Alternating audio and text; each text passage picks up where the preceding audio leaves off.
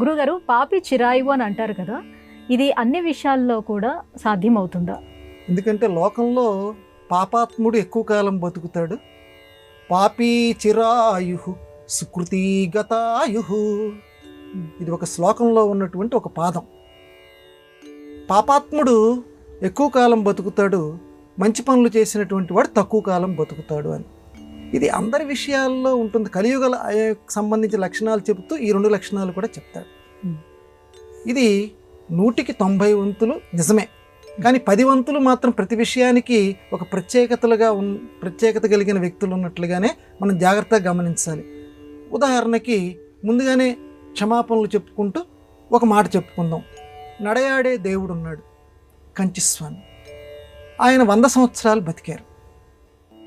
మరి పాపి చిరాయుహు అన్నారే, మరి కలియుగ లక్షణాలకు చెప్తూ మరి ఆయన విషయంలో ఇది ఎలా జరుగుతుంది? అందువల్ల అందరికీ ఇది వర్తించదు. ఎందుకనంటే ఈ పాపీ చిరాయు అనేటువంటి మాట మానవులకి జీవమాత్రులకి మాత్రమే వర్తిస్తుంది. కంచిస్వామి వారు నడిచేటువంటి దేవుడు కాబట్టి మానవుల్లో ఆయన దేవుడు కాబట్టి ఆయన బోటి వాళ్ళకి మాత్రం ఇది వర్తించదు.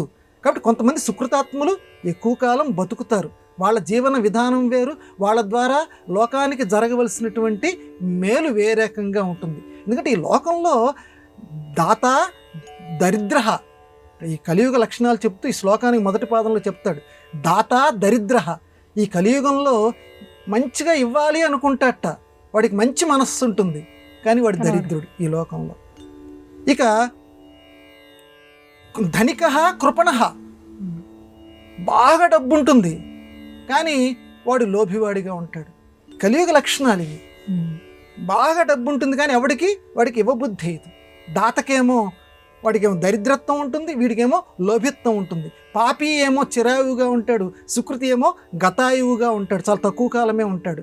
అలాగే రాజా కులీన, మంచి అధికారి ఎక్కడెక్కడ అసలు ఏదైతే ఉత్తమ గుణాలు ఉండాలో అటువంటి వాడు అధికారి కింద ఉండటం చాలా తక్కువ. ఇక సేవకుడు వచ్చేసరికి ఏమో ఉత్తమోత్తమ గుణాలతోటి ఉంటాడు.